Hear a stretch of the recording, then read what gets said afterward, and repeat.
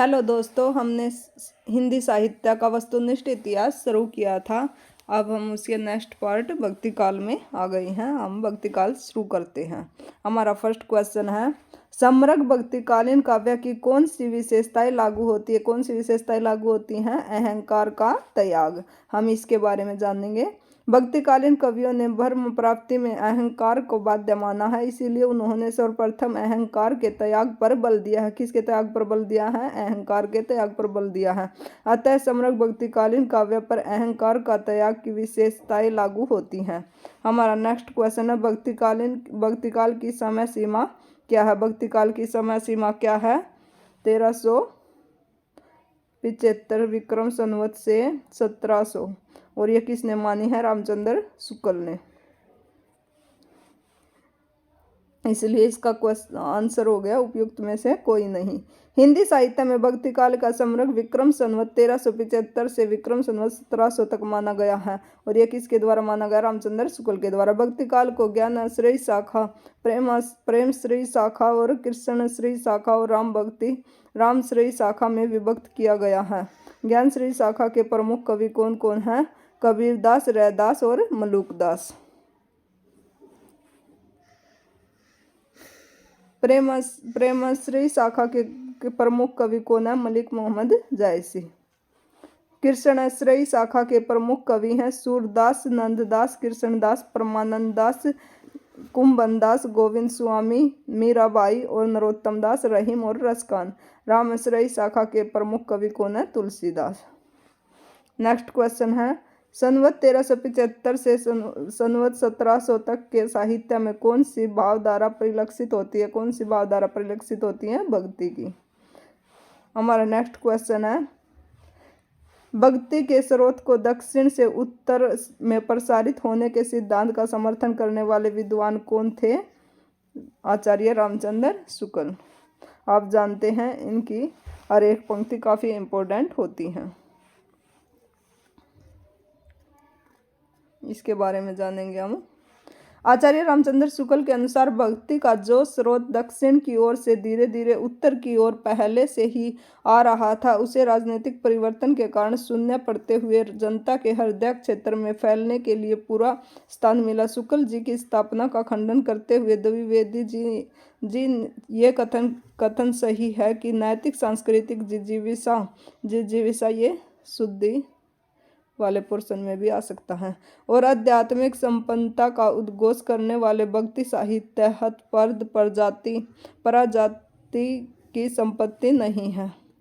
पराजित जाति की संपत्ति नहीं है। इसके हम अन्य महत्वपूर्ण तथ्य देख लेते हैं।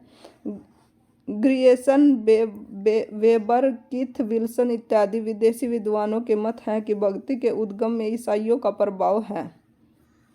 आज इस मत को प्राय अमान्य सिद्ध किया जा चुका है। नेक्स्ट पॉइंट है, बाल गंगाधर तिलक, कृष्ण स्वामी अयंगार और डॉक्टर एच राय चौधरी, आचार्य रामचंद्र शुक्ल, हजारी प्रसाद द्विवेदी आदि विद्वानों ने तथ्यात्मक साक्ष्यों और प्रबल तर्कों के सहारे ऐसी भ्रांत धारणाओं का खंडन करते हुए भक्ति का उद्गम प्राचीन भारतीय स्रोतों से सिद्ध किया है।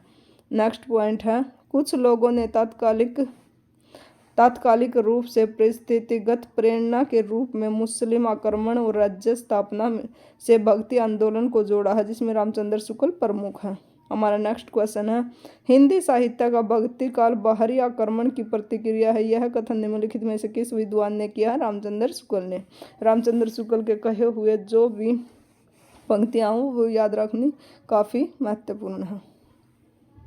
ग्रियर्सन, रामचंद्र शुक्ल और हजारी प्रसाद द्विवेदी भक्ति के उदय की व्याख्या 3 भिन्न भिन्न रूपों में करते हैं। ग्रियर्सन के लिए वह एक बाह्य प्रभाव है, रामचंद्र शुक्ल के लिए वह बाहरी आक्रमण की प्रतिक्रिया और हजारी प्रसाद द्विवेदी उसे महज भारतीय परंपरा का अपना स्वतःस्फूर्त विकास मानते हैं। ये क्रमशः विदेशी, देशी और लोक पक्ष को महत्व देने की अलग अलग परिणतियाँ हैं। हमारा नेक्स्ट क्वेश्चन है, रामानुजाचार्य ने किस दर्शन का प्रतिपादन किया? किस दर्शन का प्रतिपादन किया था? वशिष्ठ अद्वैतवाद। हम इसे कैसे याद रखेंगे?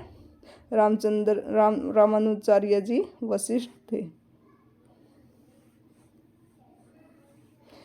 अब हम इसकी व्याख्या देख लेते हैं। वशिष्ठ अद्वैतवाद संप्रदाय के प्रवर्तक रामानुजाचार्य हैं। इनका मत है कि ईश्वर ब्रह्मा स्वतंत्र तत्व है, परंतु जीव भी सत्य है, मिथ्या नहीं है। ये जीव ईश्वर के साथ संबंधित हैं। उनका यह संबंध भी अज्ञान के कारण नहीं है, वह वास्तविक है। मोक्ष होने पर भी जीव की स्वतंत्र सत्ता रहती है। भौतिक जगत और जीव अलग अलग रूप से सत्य है, परंतु ईश्वर सत्यता इनकी सत्यता से विलक्षण है। ब्रह्मा पूर्ण है, जगत जड़ है। ब्रह्मा क्या है? पूर्ण है और जगत जड़ है। जीव अज्ञान और दुख से घिरा है। ये तीनों मिलकर एकाकार हो जाते हैं, क्योंकि जगत और जीव ब्रह्मा के शरीर हैं और ब्रह्मा इनकी आत्मा और नियंत्रता है। ब्रह्मा से पृथक इनका अस्तित्व नहीं है, ये ब्रह्मा की सेवा के लिए ही है। नेक्स्ट क्वेश्चन है, वशिष्ठ अद्वैतवाद के प्रतिपादक कौन थे? रामानुज आचार्य। अलवार भक्तों की संख्या कितनी मानी गई है? 12। अलवार भगत कितने थे? 12। अब हम इसकी व्याख्या देख लेते हैं। वैष्णव भक्ति के विकास क्रम में राम भक्ति संप्रदाय दक्षिण के अलवार संतों की वाणी के माध्यम से प्रस्फुटित हुई हैं और तदुपरांत उत्तरी भारत में उनका विकास हुआ। इनका विकास कहाँ पर हुआ था? उत्तरी भारत में। और ये कितने थे? 12।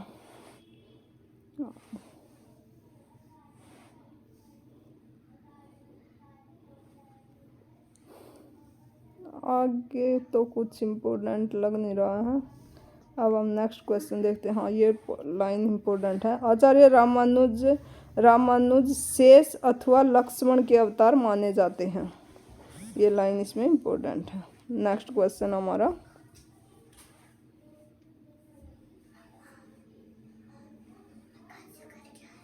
उत्तरी भारत में राम भक्ति का प्रवर्तक आचार्य रामानुज की परंपरा में राघवानंद द्वारा प्रारंभ हुआ और उनकी शिष्य रामानंद ने उसे युगानुकूल भावभूमि प्रदान की थी। आचार्य रामचंद्र ने ही सर्वप्रथम संकुचित रूढ़ियों में आबद्ध अथवा भारी आक्रमणों से संत्रस्त समसामयिक हिंदू समाज को राम भक्ति का अभेद कवच प्रदान किया है। नेक्स्ट पॉइंट है, भक्ति भावना को ऊंच नीच और भारी आडंबरों से मुक्त करने का श्रेय भी आचार्य रामानंद को है।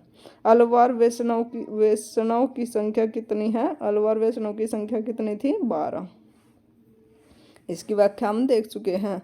रामानंद डैश की शिष्य परंपरा में आते हैं। रामानंद किसके शिष्य थे? रामानुज आचार्य के। नेक्स्ट क्वेश्चन है, निम्नलिखित में से कौन रामानंद की शिष्य परंपरा में नहीं आते? तो हम ये देखेंगे कि इनकी शिष्य परंपरा में कौन कौन आते हैं। इनकी शिष्य परंपरा में आते हैं कबीरदास, नरहरिदास और रैदास। तो कौन नहीं आते? मलुकदास। तो हमारा आंसर क्या हो गया? मलुकदास। अब हम देखते हैं कि इनकी शिष्य परंपरा में कौन कौन आते हैं। अनंत आनंद, सुख आनंद, योग आनंद, सुर आनंद, मालवा आनंद, नरहरि नंद, बाबा आनंद, कबीरदास, पीपा रैदास, दन्ना जाट और सेन भगत। इनमें ज़्यादा इम्पोर्टेंट है कबीरदास, पीपा रैदास, दन्ना जाट और सेन भगत। मलुकदास जी का जन्म कहाँ पर हुआ था? इलाहाबाद में। इलाहाबाद के कौन से गांव में? कड़ा गांव में। ये स्वामी रामानंद के शिष्यों में नहीं है। मलुकदास किसके शिष्यों में नहीं है? रामानंद के। इन्होंने ज्ञान बोध, रतन खान, भक्ति, विवेक आदि ग्रंथों की रचना की है। इनकी काव्य रचना ध्रुवचरित है। ये किसकी रचना है? ध्रुवचरित मलुकदास की। निम्नलिखित में से कौन स्वामी रामानंद का शिष्य नहीं है? हम इसकी व्याख्या देख चुके हैं। तो उनमें से अनंत आनंद उनके शिष्य थे, सुखानंद भी थे और रैदास भी थे। नरहरिदास इनके शिष्य परंपरा में नहीं आते। हम नेक्स्ट क्वेश्चन देखते हैं। भक्ति काल को हिंदी काव्य का स्वर्ण युग सर्वप्रथम किसने कहा था? ग्रियर्सन ने।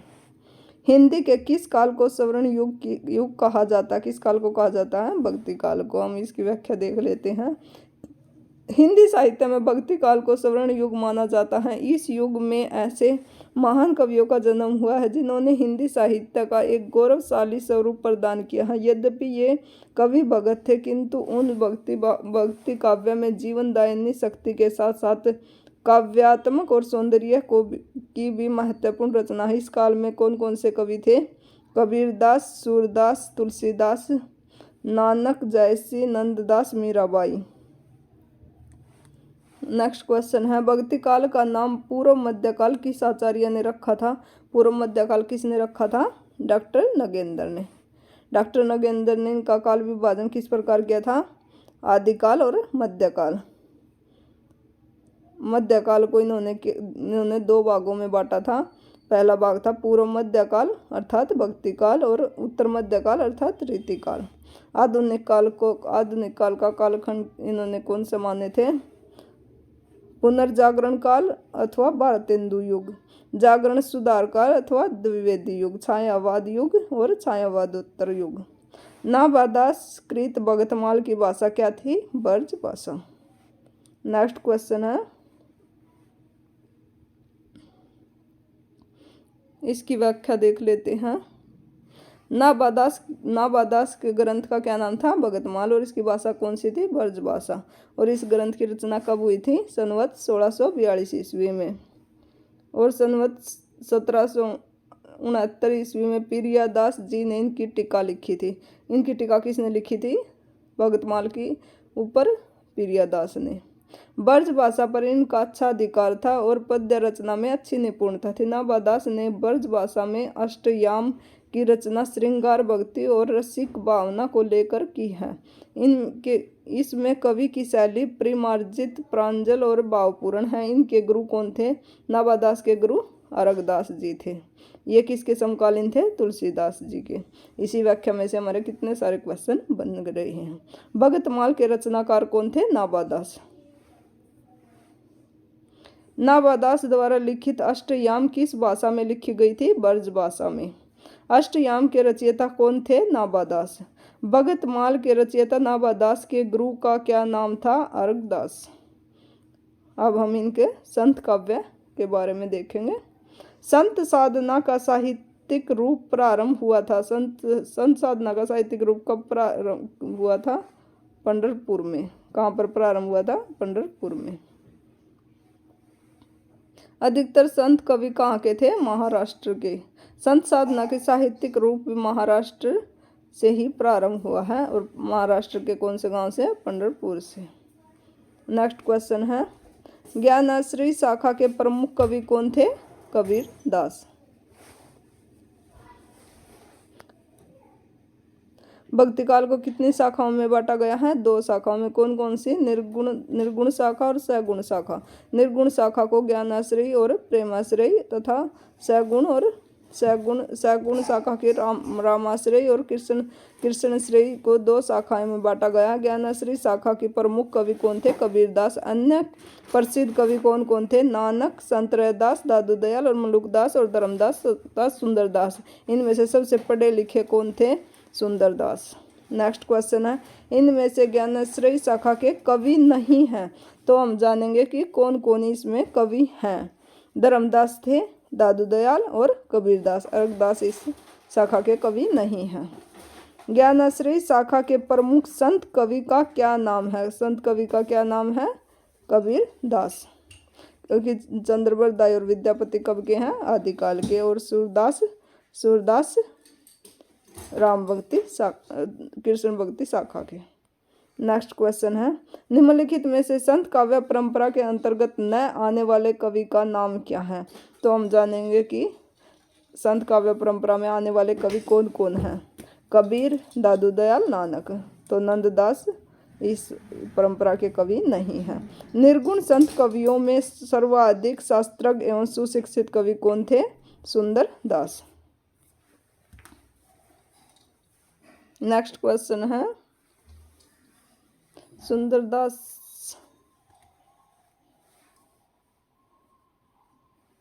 सुंदरदास के प्रसिद्ध ग्रंथ है सुंदर विलास। नेक्स्ट क्वेश्चन है, निम्नलिखित संत कवियों में कौन संत कवि पढ़ा लिखा था? कौन था पढ़ा लिखा? सुंदरदास। नेक्स्ट क्वेश्चन है, इनमें से कौन सा संत कवि नहीं है तो हम देखते हैं कि कौन संत कवि हैं। कबीरदास है, रैदास है और गुरु नानक है। तो इनमें कौन नहीं है? तुलसीदास राम भक्त कवि हैं। उस संत कवि कौन कौन थे? कबीर, रैदास, गुरु नानक, नामदेव, दादू दयाल, सुंदरदास, मलुकदास आदि संत काव्य के कवि हैं तुलसीदास, राम भक्ति काव्य के। हरडे वाणी एवं अंग वधु किसकी वाणी के संकलन, किसकी वाणी के संकलन है? दादू दयाल की। हरडे वाणी और अंग वधु दादू दयाल की वाणी के संकलन हैं। दादू की वाणी को संकलित करने का कार्य सर्वप्रथम इनके शिष्य संत दास एवं जगन्नाथ ने किया था। इनका संकलन किसने किया था? संत दास और जगन्नाथ ने, जिनका नाम हरडे वाणी रखा है। रज्जब ने दादू दयाल की वाणी को अंगवधु के नाम से संकलित किया। रज्जब ने क्या नाम रखा था? अंगवधु। निर्गुण ज्ञानाश्रयी शाखा का दूसरा नाम क्या है? संत साहित्य। अब हम इसके बारे में जानेंगे।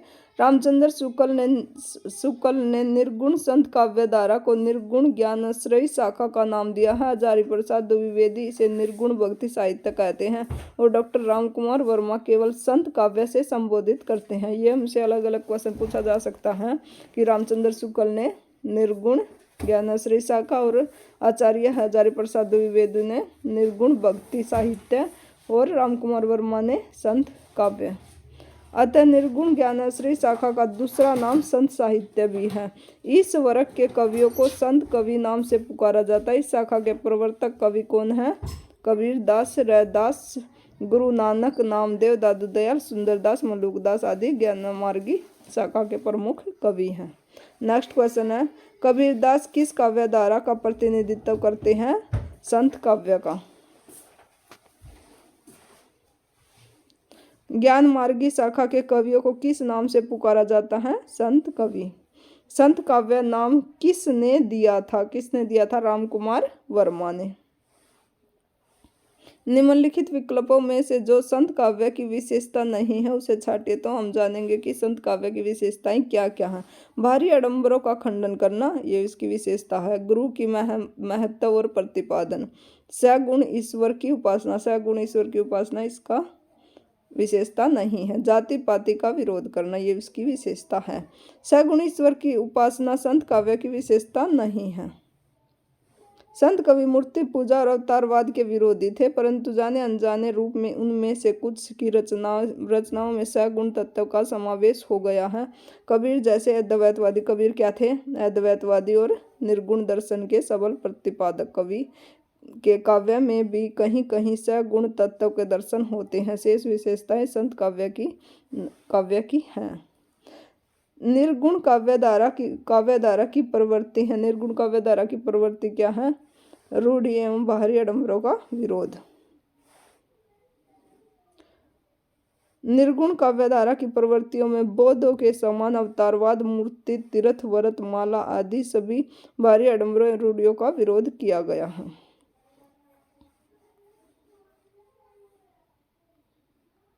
नेक्स्ट क्वेश्चन है, रामचंद्र शुक्ल ने भक्ति काल के निम्नलिखित कवियों में से किसे सबसे कम महत्व प्रदान किया है? किसे कम महत्व प्रदान किया है? कबीर को।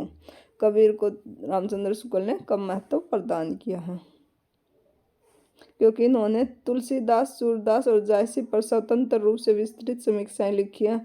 कबीर को इस योग्य ये नहीं मानते थे, क्योंकि कबीर अनपढ़ थे और इनकी वाणी का उनके लिए कबीर का महत्व इतिहास तक सीमित रहा है। इन्होंने इसका महत्व कहाँ तक रखा है? इतिहास तक। इतिहास में भी कबीर के प्रति सम्मान या सहानुभूति का भाव वे नहीं दिखाते। उनकी दृष्टि में कबीर की भाषा तो पंचमेल खिचड़ी है। पंचमेल खिचड़ी किसने कहा है? आचार्य रामचंद्र शुक्ल ने। प्रतिभा उनमें जरूर बड़ी प्रखर थी और उनकी उक्तियों में कहीं कहीं विलक्षण प्रभाव और चमत्कार भी हैं, लेकिन कवित्व भी है। यह रामचंद्र शुक्ल ने कहीं नहीं कहा है। नेक्स्ट क्वेश्चन है, भाषा बहुत परिष्कृत और परिमार्जित न होने पर भी कबीर की उक्तियों में कहीं कहीं विलक्षण प्रभाव और चमत्कार है। प्रतिभा उनमें प्रखर थी, इसमें संदेह नहीं। यह पंक्ति किसकी है? ये पंक्ति आचार्य रामचंद्र शुक्ल की। संदुकड़ी भाषा से आशय क्या है? संदुकड़ी भाषा से आशय है जिसमें अनेक प्रांतीय भाषाओं बोलियों के शब्दों का मिश्रण हो। इसकी व्याख्या देख लेते हैं। संदुकड़ी भाषा का आशय क्या था? जिसमें प्रांतीय भाषाओं बोलियों के शब्दों का मिश्रण हो। संत जन भ्रमणशील प्राणी थे, अतः इनकी रचनाओं में उन विभिन्न प्रदेशों की बोलियों के शब्द भी प्रयुक्त हुए हैं जहां उन्होंने भ्रमण किया। इन संतों के काव्यों में ब्रज भाषा, अवधी, भोजपुरी, पंजाबी और राजस्थानी का प्रयोग हुआ है। आचार्य रामचंद्र शुक्ल ने कबीर की भाषा को संदुकड़ी श्याम सुंदर दास ने पंचमेल खिचड़ी कहा है। नेक्स्ट क्वेश्चन है, अजगर करे न चाकरी, पंछी करे न काम, किसने कहा है? किसने कहा? किसकी पंक्तियां हैं? मलुकदास की। अजगर करे न चाकरी, पंछी करे न काम। निकम्मेपन और आलसियों के बारे में मलुकदास ने एक दोहा रचा, अजगर करे न चाकरी, पंछी करे न काम, दास मलुका कही गए, सबके दाता राम। नेक्स्ट क्वेश्चन है, ज्ञान बोध किसकी रचना है? ज्ञान बोध किसकी रचना है? मलुकदास की। मलुकदास की और प्रमाणित ग्रंथ कौन कौन से हैं? रतन खान, भगत वंशावली, भक्ति विवेक, ज्ञान प्रोछी, बाराखड़ी, राम अवतार लीला, ब्रज लीला, द्रव चरित, विभव विभूति और सुख सागर। नेक्स्ट क्वेश्चन है, भक्ति विवेक निम्नलिखित में से किसकी रचना है? मलुकदास की। नेक्स्ट क्वेश्चन है, रजब अली खां के गुरु का क्या नाम था? रजब अली के गुरु का नाम दादू दयाल। दादू दयाल के अन्य शिष्य भी देख लेते हैं, सुंदरदास, प्रागदास, जन गोपाल, जग जीवन, प्रवृत्ति आदि। राघवादास ने अपने भक्तमाल में दादू के प्रमुख 52 शिष्यों का वर्णन किया है। किसने किया है ये 52 शिष्यों का उल्लेख? राघवदास ने, जिसमें रज्जब और सुंदरदास प्रमुख थे। कबीरदास के गुरु का नाम क्या था? रामानंद। अर्थात इनमें से कोई भी इसका आंसर नहीं है। इनके गुरु का नाम रामानंद था। नेक्स्ट क्वेश्चन है, हम इसकी व्याख्या देख लेते हैं। रामानंद कबीर के गुरु का नाम रामानंद था। रामानंद के और शिष्य कौन कौन थे? रैदास, दन्ना और पीपा। रामानंद ने वैष्णव संप्रदाय के आचार्य राघवानंद से दीक्षा ली थी। रामानंद ने किससे दीक्षा ली थी? राघवानंद ने। अर्थात रामानंद के गुरु का नाम राघवानंद और कबीर के गुरु का नाम रामानंद। नेक्स्ट क्वेश्चन है, कबीर के गुरु का नाम क्या था? क्या नाम था? रामानंद। नेक्स्ट क्वेश्चन है, कबीर वाणी के डिक्टेटर थे, यह किसने कहा है? डॉक्टर हजारी प्रसाद द्विवेदी ने। नेक्स्ट क्वेश्चन है, कबीर वाणी के डिक्टेटर थे, कथन किसने कहा है? हजारी प्रसाद द्विवेदी ने। नेक्स्ट क्वेश्चन है, कबीरदास को वाणी का डिक्टेटर किसने कहा है? डॉक्टर हजारी प्रसाद द्विवेदी ने। क्वेश्चन देखिए कितनी बार रिपीट हुआ है। नेक्स्ट क्वेश्चन, आचार्य हजारी प्रसाद द्विवेदी ने वाणी के डिक्टेटर किसे कहा है? कबीरदास को। नेक्स्ट क्वेश्चन है, कबीर ने जिस प्रकार एक निराकार ईश्वर के लिए भारतीय वेदांत का पल्ला पकड़ा है, उसी प्रकार इस निराकार ईश्वर की भक्ति के लिए सूफियों का प्रेम तत्व लिया है और अपना निर्गुण धूमधाम से निकाला है। यह कथन किसका है? आचार्य रामचंद्र शुक्ल का। अब इसकी व्याख्या देख लेते हैं, क्योंकि रामचंद्र शुक्ल की हर एक पंक्ति काफ़ी इम्पोर्टेंट हो जाती है हमारे लिए। आचार्य रामचंद्र शुक्ल ने कहा कि कबीर ने जिस प्रकार एक निराकार ईश्वर के लिए भारतीय वेदांत का पल्ला पकड़ा, उसी प्रकार उस निराकार ईश्वर की भक्ति के लिए सूफियों का प्रेम तत्व लिया है, अपना निर्गुण पंथ धूमधाम से निकाला। बात यह थी कि भारतीय भक्ति मार्ग साकार और सगुण रूप को लेकर चला था। निर्गुण और निराकार ब्रह्मा भक्ति और प्रेम का विषय नहीं माना जाता। नेक्स्ट क्वेश्चन है, तुम्हें जिनी जानू गीत यहू निज ब्रह्म विचार, किसने कहा है? कबीर ने। कबीर की और अन्य भी पंक्तियां देख लेते हैं अभी। नेक्स्ट क्वेश्चन है, मसीह कागज छुयो नहीं, कलम गयो नहीं हाथ, ये पंक्तियां किसकी हैं? कबीर की। इसकी और भी अन्य महत्वपूर्ण पंक्तियां हम यहाँ पर देखते हैं। तुम जिनी जानू गीत है यहू निज परम विचार, मैं कहता हूँ आँखिन देखी, तू कहता कागज की लेखी, दुल्हन गाऊ मंगलाचार, तंत्र न जानू मंत्र न जानू, जानू सुंदर काया। अब हम इसका नेक्स्ट क्वेश्चन देखते हैं। कबीर की वाणी का संग्रह बीजक कहलाता है। इसके कितने भाग हैं? कितने भाग हैं इसके? 3। कबीर की वाणी का संग्रह बीजक कहलाता है। इसके 3 भाग हैं, साखी, शबद और रैमनी। कबीरदास भक्ति काल के एकमात्र ऐसे कवि हैं जो आजीवन समाज और लोगों के बीच व्यर्थ आडंबरों पर कुंठागार करते रहे। सूफी काव्य हम नेक्स्ट वीडियो में देखेंगे। धन्यवाद।